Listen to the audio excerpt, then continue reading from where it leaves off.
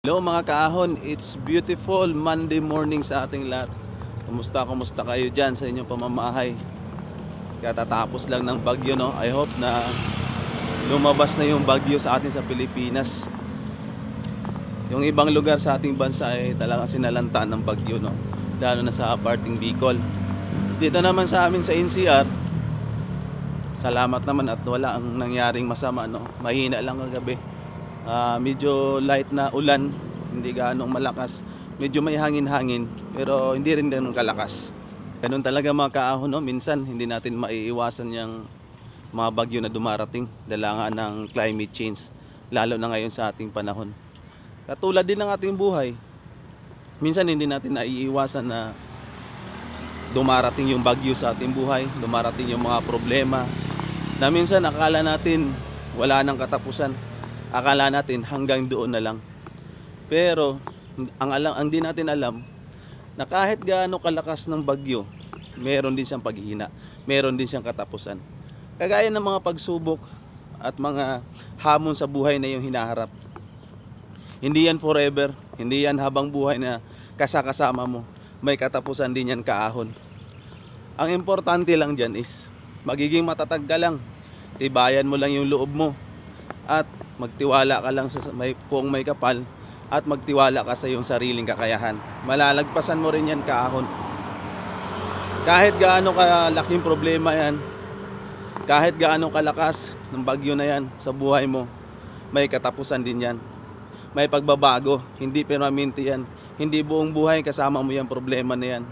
Saglit lang yan dadaan sa iyong buhay para subukin ka lang kung gaano ka katatag, gaano ka katibay, at gaano ka resilient na lumaban sa mga pagsubok sa buhay.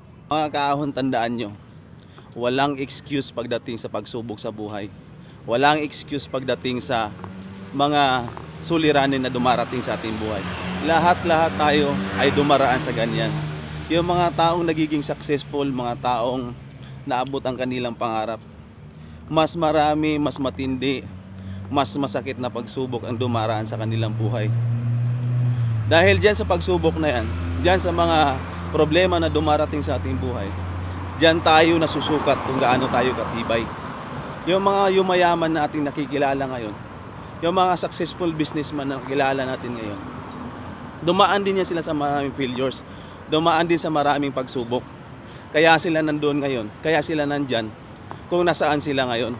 Kaya lagi lang natin tandaan mga kaahon na lahat ng pagsubok ay may katapusan. Lahat ng problema na dumarating sa iyong buhay ay may katapusan, may pagbabago. Ang importante din dyan mga kaahon is tama ang iyong perspective sa buhay, tama ang iyong mindset patungo sa mga problema na iyong hinaharap. Huwag mong baguhin ang iyong mindset. Kung ano man yung nasimula mong tama, ipagpatuloy mo lang yan. Kung ano man yung nasimulan mong sa tingin mo ay ito ang tama, huwag mong itigil, tuloy-tuloy lang mga kaahon. Minsan lang kasi mga kaahon, mali yung tingin natin sa pagsubok sa buhay. Negatibo yung pagtingin natin sa mga pagsubok na dumarating sa ating buhay. Gawin nating positive ang ating pagtingin dyan. Gawin nating inspirasyon yung mga pagsubok na yan para tayo ay magiging successful sa ating buhay. Para makamit natin ang ating mga pangarap sa buhay. Huwag kang negatibo, positive lang, positive thinker kang kumbaga. Palaging positibo ang isipan, tsak maaabot mo rin ang iyong mga pangarap. Muli mga kaahon, sama-sama, tulong-tulong, yakapin ang pangarap, ahon mahirap. You know I love to fix my hair, put my lipstick on, show off my favorite tattoo.